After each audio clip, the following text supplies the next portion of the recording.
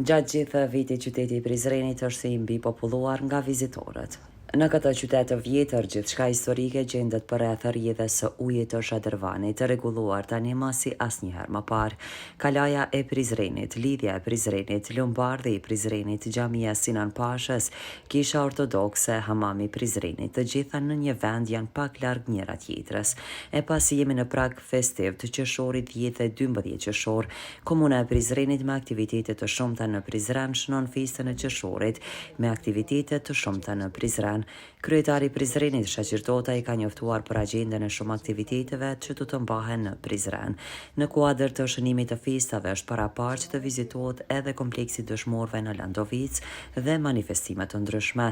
Mirë po dhe vizitorët e shumë vendeve që po vizitojnë Prizrenin në këtë ditë janë shprehur të mahnitur nga këto rregullime të shumta në këtë qytet historik, siç u shprehën disa turistë të huaj. Për mua Prizreni është shumë i bukur, më është përshtatur mjaft shumë, prandaj dua ta shoh një herë nga lart. Më së shumti në Prizren më pëlqen kalaja dhe objektet e tjera, me trashëgimi të pasur kulturore.